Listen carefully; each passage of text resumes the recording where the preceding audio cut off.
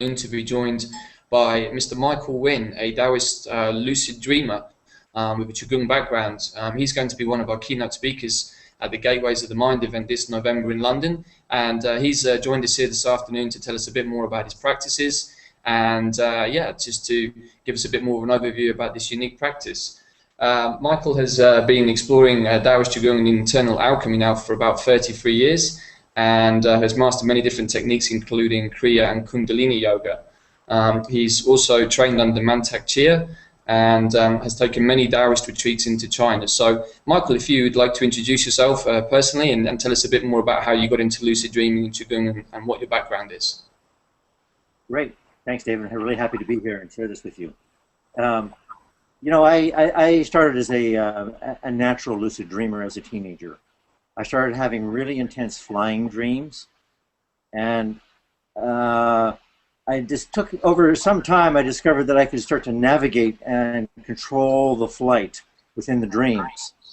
And so even if I could say, for example, I started to discover that even if I was in a car and the car started suddenly flying, then I could drive the car through dream space and things like that. Well, and then eventually, of course, in college, I experimented with psychedelics and LSD and things like that, and discovered, oh, that's a kind of like a different type of lucidity, the same type of thing I was already having, you know, through dream practice. You know, it's like, okay, you could do that temporarily through a drug, but the dream practice, it started to evolve spontaneously, and friends of mine started showing up at night to learn how to fly. I started running a night school, I call it. I was teaching my friends how to fly. Now, I would check with them. These are my actual physical friends who I knew. And I would say, hey, did you know you showed up in my dream last night and, you know, this and this? No, I didn't. I said, well, you are showing up. This is very, you know, distinct. And they're saying, well, okay. But so I think it was like their personality. The personality is not always in touch with what we could call other layers of the subtle bodies, the astral self, or higher levels of, you know, the levels of the higher self. So I think that I was working with them nonetheless, even though they were not completely aware of it. So this was another leap forward, is to be able to teach other people how to navigate in the astral plane, essentially. Well, eventually, I had a Kundalini awakening. You know, I was working as a journalist in Africa, a war correspondent, and I was sort of experimenting around on the side with breathing techniques and other stuff. I didn't really have a teacher. I didn't trust teachers. They were all too much a group mind trip, and I was sort of a very independent type. But after I had this very powerful Kundalini awakening, I really got interested and began exploring through Kundalini Yoga and Kriya Yoga and other methods how to keep this kind of awakened energy and what was it about and how to manage it. And so that I had a very intense Kundalini Yoga practice for a number of years, which also started changing my dream state. And I noticed that I started having more archetypal dreams and deeper level dreams, and not the kind of junk clearing my normal emotional mental life type of dreams. Eventually, I started having some health problems and feeling like I didn't have enough. The energy was going out the crown chakra, and I was kind of driving with the Kundalini Yoga all the energy out my body. Mm-hmm. And so I decided to investigate some of the Chinese methods. And this led me eventually to the Taoist methods and to Mantak Chia. Mm-hmm. I was one of Mantak Chia's first Western students in the United States, and ended up writing his first 7 books that really actually made him famous. So because he didn't really speak English well enough, he would give me the techniques, and you know, I would write the books, write them under his name. And that was a very powerful, you know, sort of teamwork. But what the Taoist thing, then I discovered, of course, the Taoists had their own dream methods, okay, their own dream practice. But what the Taoist gave me was a whole different map of the body-mind. Previously, I kind of had a chakra map, you know, and this map was more based on the 12 vital organ and bowel spirits of the body: heart, liver, kidney, lung, spleen, and their partners, the large intestine, small intestine. So this is the Chinese medical map, but in the Taoist esoteric tradition, you don't using needles or herbs to try and influence them and just to improve your health. You make direct contact with them. You treat them as basically your body gods, and you realize that they, in fact, are dreaming your reality. So this was a very big revelation to find this whole other world inside of my body and these spiritual realms and relationships that I was basically bypassing before. I was shooting at the spine, you know, the chakras were in the spine and not the crown. And this kind of forced me to start all over again and realize, okay, let me navigate and learn, go back to Taoist kindergarten and learn their whole system. So would you say that the how long after you sort of discovered lucid dreaming did you get to this stage? I mean, are we talking a matter of months, 10 years, or because obviously there's a lot of information to be. No, I would say 10 years. We're talking 10 years. I had been doing lucid dreaming, you know, on my own and having this spontaneously, probably for 10 years before you know. And of course, I was doing Kundalini yoga and other things in this period, but and I also started to get into some Tibetan methods too. Mm-hmm. I was living in New York, and everybody came through New York. Okay, the Karmapa was there, you know, the Black Hat tradition. So I studied with the Dalai Lama and many Dzogchen teachers in the '80s, about the same time that I was studying the Taoist thing. So I was sort of experimenting with different tracks at the same time and like comparing methods, and trying to see what worked best. I'm really not so much someone who falls into belief systems. I really am a practical guy. Whatever works is fine, okay? And if somebody's got a good method, then I'll use it. I don't care if the rest of the tradition doesn't fit my, you know, fit my path. I'll integrate that tool. Was there a definitive point where you realized that this these Eastern techniques using the energetic body could fundamentally change the way that you lucid dreamed? Yeah, I think that what happened was that the Taoist thing just took over gradually. And what I discovered, it was more effortless. It just was easier, okay? And it took me, integrated my spirit and all my subtle bodies into this physical body. And once I found that I got deeper into this body and opened up my sense of my really strong energetic sense of my channels and the different layers of my energy body, then I started having more skill in my dream practice. Okay. So that's the basic realization I had, was that skill in my daytime practice and skill in managing my energy body spontaneously led to skill in my nighttime practice.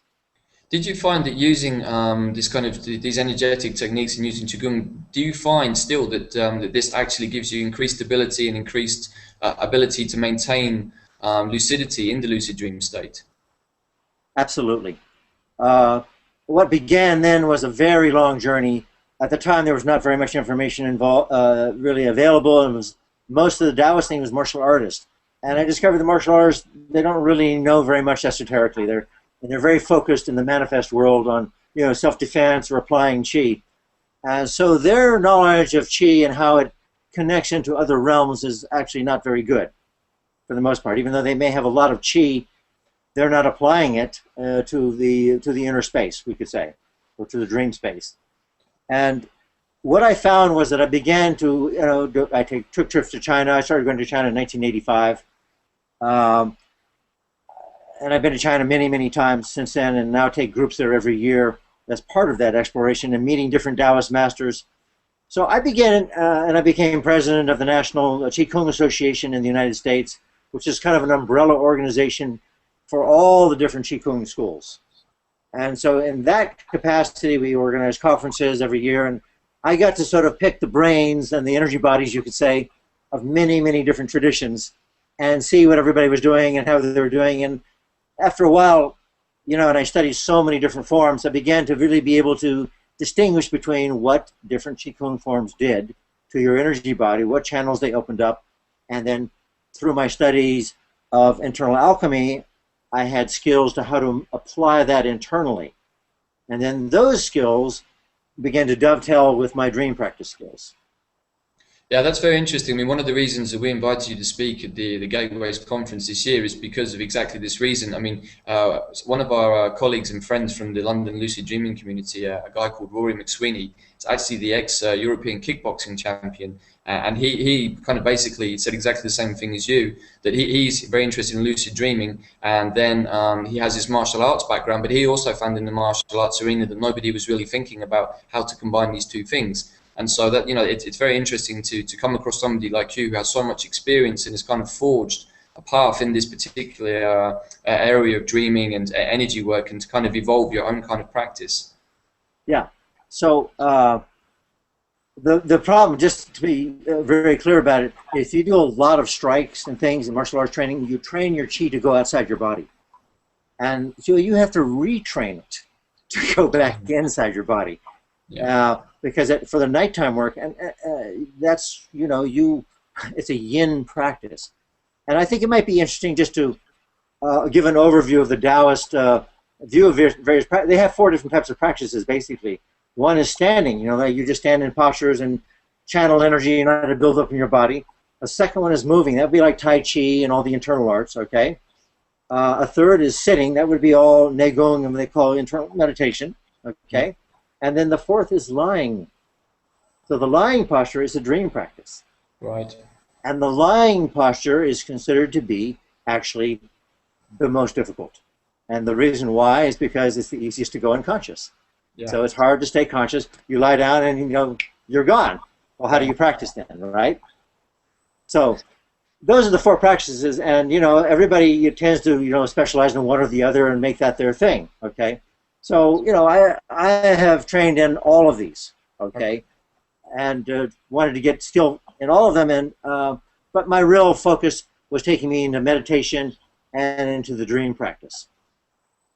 So with this in mind, I mean, obviously you had lucid dreams at an early age, and then you became interested in using the energy body for these practices. But in your mind, where did you see this leading? What did you see the point of kind of developing a dream practice? Where did you envisage it going, and how has that journey evolved? Well, I think what this question is really is, what's the purpose of dreaming? Yeah. Okay. What? Okay, we all dream, we all go to sleep, and I've also done extensive research on all the Western sleep science, okay? And just to see if they dug up something interesting that I could use. Because, I like to follow all the Western scientists. Sometimes they bring out an interesting aspect of something, which then I match to the energetic practices I'm doing.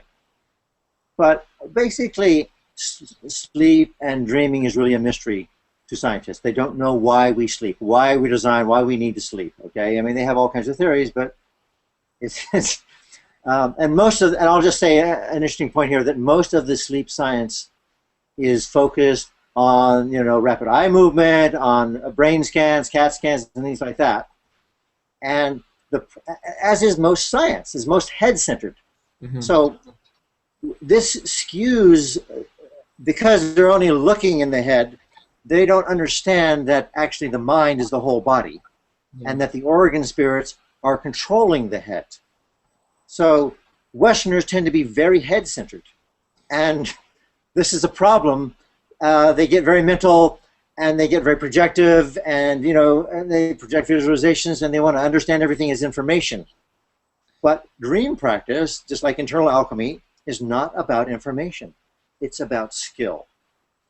So if you only try and do everything from your head, your skill level will not be very high. Okay? You're basically just amplifying your mental body, and then and not integrating it with all the layers and getting the real power that you could have from all your bodies, emotional, sexual, physical body, all of them tapped, and then higher, soul body and oversoul body. Okay, so what I discovered from the Taoist approach is that the reason that we sleep, okay, is that so that we can actually absorb qi, which is the Chinese term for subtle breath. We translate it as energy in the West, but it really means subtle breath. The purpose of sleep is so that while we shut down our personality, which is all the organ spirits coming out through the senses and functioning with their various desires and ambitions in the world, at nighttime they're disabled, okay, in a sense. They cannot spend any more qi. And this is a recharge period. And what happens is you start to absorb energy from the earth. That's why you lay down on the earth or on a bed, okay? And earth chi is coming into your body. And this is why you wake up in the morning feeling, oh, fresh. Oh, what happened? Where did I get all this nice energy from? I don't know, but I feel good, okay?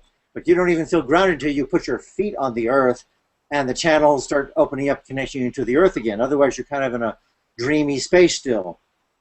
So the purpose of dreaming from the Taoist point of view is recharge, okay?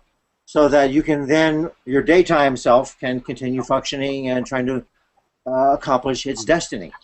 So everybody has a different destiny, and this is all controlled by yin-yang theory and five elements theory.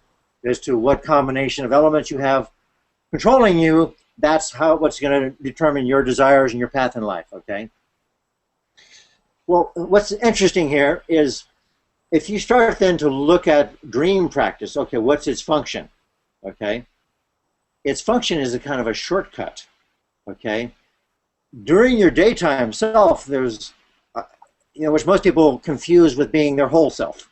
They think that personality is who they are because that's all they talk and see, the kind of standard thing. But the nighttime self, okay, needs to balance that out, okay? Now, the question is, what's the difference between the daytime self and the nighttime self?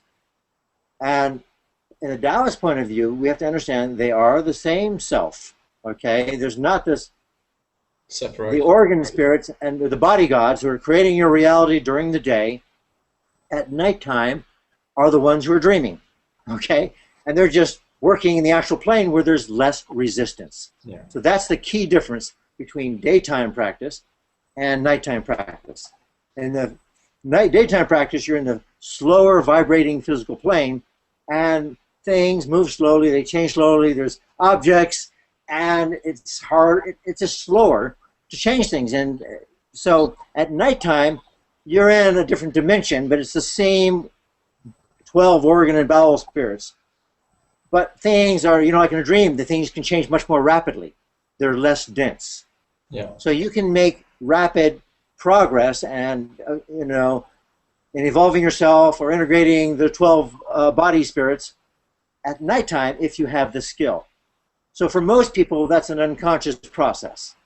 Okay, and from my point of view, all the many wonderful dream practice traditions, whether you go back to the Greeks, okay, using the whole term of therapy, they would three nights in a dream hospital, okay, yeah. And then come out and act it out in theater, okay.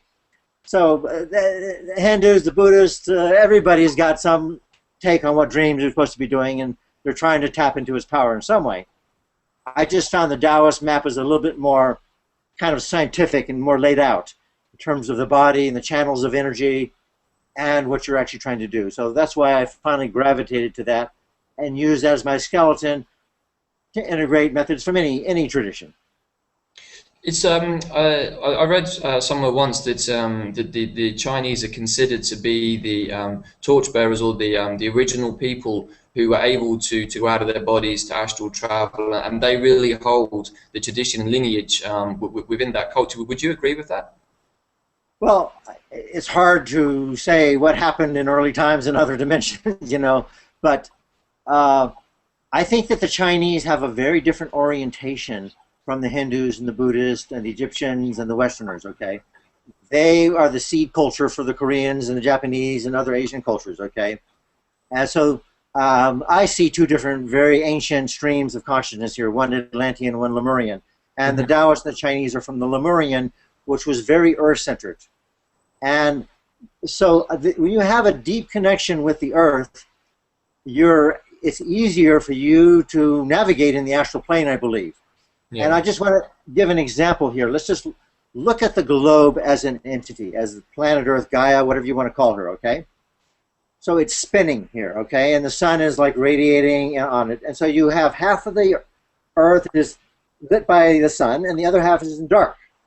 So we have a day side and its night side, and all the creatures who are living on the surface of that planet, half of them are dreaming, half of them are awake.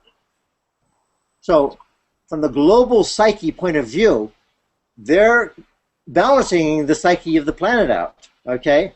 the night side and the day side. One side is not more important than the other. But the Chinese and the lunar culture, the Chinese is a lunar culture. Chinese culture in the Taoist tradition, which is at the root. You have to understand the Taoists are the root of the Chinese tradition. You know, the Confucian and Buddhist elements in China developed later. Okay, the Taoist tradition is the oldest and the core root of there. So it's a lunar culture. Okay, whereas opposed to the Hindus and the Neo-Atlantean, the other traditions are solar cultures. They worship the sun. Christianity, it's a sun culture. They worship sun gods. Okay, and their notion of heaven is above. Okay, the Taoist tradition is very lunar, very body-centered. That's why they developed acupuncture, Chinese medicine, with very detailed maps of the body. That's all part of the lunar, the night side emphasis within the Chinese culture. And of course, they also have both, they cultivate both sides, but it's the question of what's the primary emphasis. So in this sense, I would agree with that assessment that they may have been, in modern times, the early masters of that. In China itself, there's a Taoist, there's said to be 9 Taoist sacred mountains, but I've been to all of them, and the most powerful one is called Flower Mountain, Huashan. And the most famous adept at this mountain is the one who made Taoist dream practice, and about 1,000 years ago, very famous. And I think the dream practice, of course, is much older than that. But 1,000 years ago, there's one adept called Chen Tuan, Chentuan, who lived on this mountain. And there were many caves, and they dug more caves. And he was famous for going into the dream state for months on end. Okay? And then he would come out and teach or do his other things, and then he could go into the dream state at will and stay there for very extended periods, and was astral traveling. Yeah. Okay, so I have got very interested in this mountain and in Chentuan and my dream practice there, and I made it a focus of my own travels to China. I began taking people there and going into the caves and having them practice in those same caves, and people had amazing, powerful astral experiences in these caves. Dragons were showing up. Various teachers from other traditions, even, they would use it like a portal and would come in. Wow. Various immortals. So it was a real kind of powerful, cathartic experience for many of the people who came and went to that mountain. The mountain itself is made out of solid granite, and there's 5 petals. That's why they call it Flower Mountain. Mm-hmm. 5 peaks, north, south, east, west peak, okay, and the center peak. And that's, of course, like the Taoists took to that because it was like 5 elements. That's their whole map is 5 elements. So this mountain I discovered just, and supposedly in China, of all the 9 Taoist sacred mountains, the most people achieved immortality on this mountain. This is by reputation, by historical records, Yeah. So they keep tracks of this. They would say, who achieved immortality there. Now, of course, this raises the question, what does that mean to achieve immortality? Well, again, we have a very different view in China than we have in the West. In the West, the focus is on physical immortality. In the East, the Taoists are not at all concerned about physical immortality. They're concerned about spiritual immortality. And that's a big difference. I think a lot of Westerners are trying to become immortal because they're afraid of death. Yeah, basically. Okay? They want to live here forever, and they think, I want to stop dying. Okay, so that's why I want to keep this body alive. The Chinese are into longevity, okay, because they want to live a long time so that they can cultivate to a high level and achieve spiritual immortality by the time they leave. But they're not trying to stay here forever. Okay, Yeah. that's not their goal. It's a very subtle but important difference, huh? What's that? It's a very subtle but important difference. It's a very, very important difference as to where your chi is focused ultimately.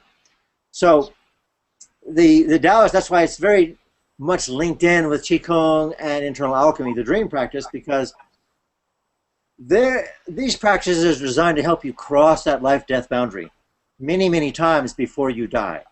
Okay? Now, most Qigong forms are what I call postnatal. They're focused here. They're just for health. They're going to increase your physical body health and make you live longer, but they're not really focused on the inner planes. Until you start to integrate internal alchemy and dream practice with the Qigong, then you don't get that focus. So a lot of the Qigong that's being taught very good Qigong, good for your health. I love it. It's great. I teach it myself. Yeah. But you need to know, what is that Qigong focused on? What are you doing with it? So I developed my own custom form of lucid dreaming Qigong. Because what I found out was that when I went to bed, if you're too tired physically, it's very difficult to have a high-level dream practice. You drop in too deep, too fast, and you can't stay conscious or come back out easily, and you're just basically going into recharge, of your batteries. And so until you're recharged, it's hard to get into a high-level dream practice. So what I found out is that if you do I developed a special Qigong to charge up your body very quickly, all your energy channels.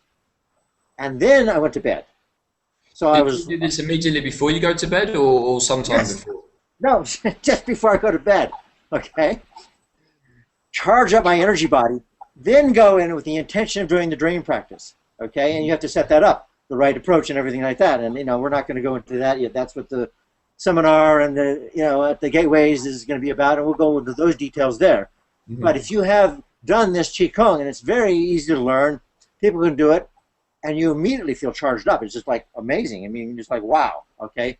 Because I just picked out stuff from a lot of other Qigong forums and things I knew about internal alchemy, and I said, okay, what do I need to get myself charged up as quickly as possible so that when I go to sleep, my energy body is already flying, okay?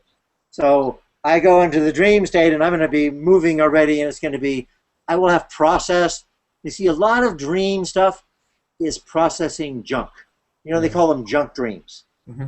So a lot of people, they just go to sleep in the first 2 hours or 3, sometimes 4 hours even, are like bits of flotsam and jetsam and stuff floating around, and it's not very clear stuff, and it's kind of like clearing out the stress of the day. That's just junk stuff, okay?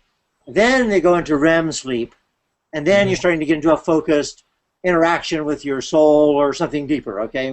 That's a whole other discussion, we can get into, but... So what do you think, the theory that says basically that the body needs actually 4 hours of sleep to physically recharge, and then normally most people who are sort of into lucid dreaming, they kind of do a 4 to 5 hour wake-up call, the wake back to bed method. I think it could be interesting to hear your views about if you were to use that method and then get up and then use your Qigong kind of exercise, or it's not necessary. No, it's not necessary.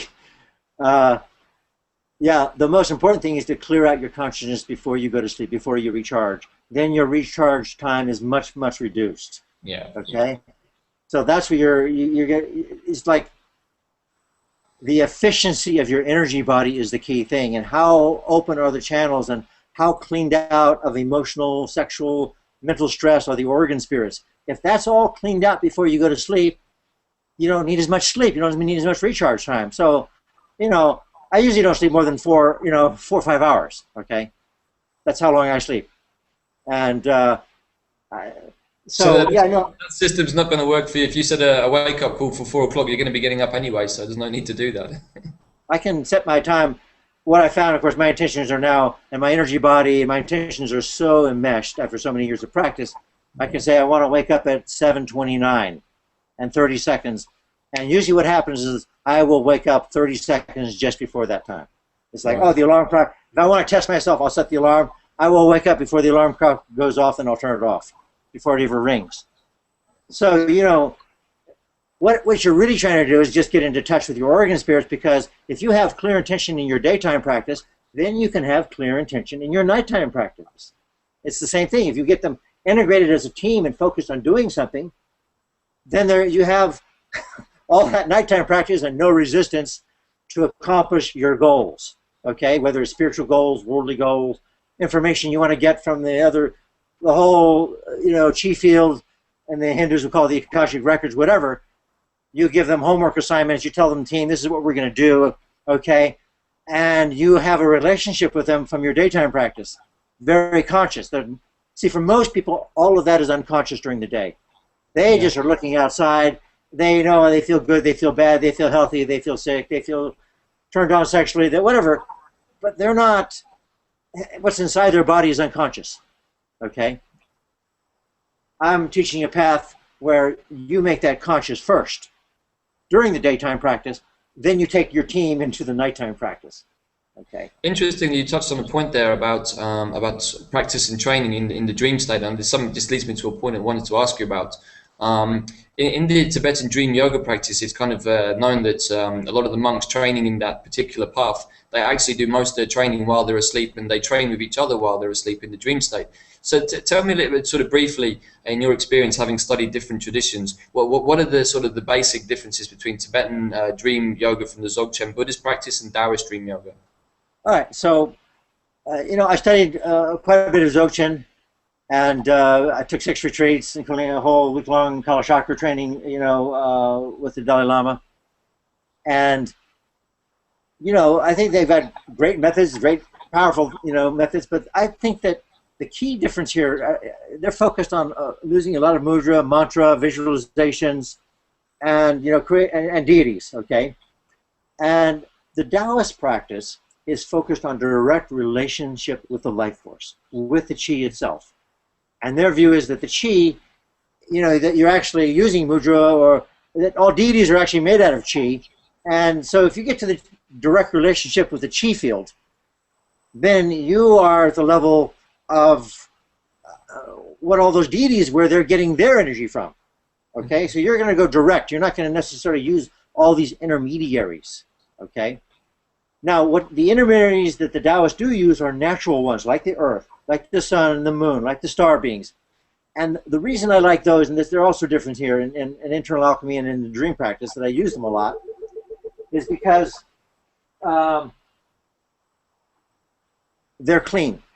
They're nature's energy body, okay? They're immortals, okay? When you get into a human lineage, and that could be, that could be any tradition. That lineage came into being in a certain time zone, like 1,000 years ago or 1,500 years ago, whatever. And it has, evolved and learned certain tricks, and they're all valuable, but you need to be careful because there's limitations in that lineage. That's as far as they could get at that time because of the energy body of the planet and the conditions at that time.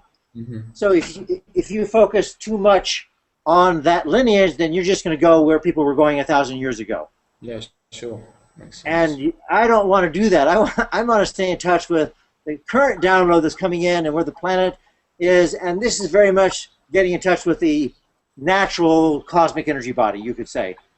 So I just found it a little more organic and a little different focus, even though the Tibetan Buddhists have channels and drops, and they have a lot of the similar things. And of course, the Taoists also train in the dream time once you get to a certain level of skill, okay?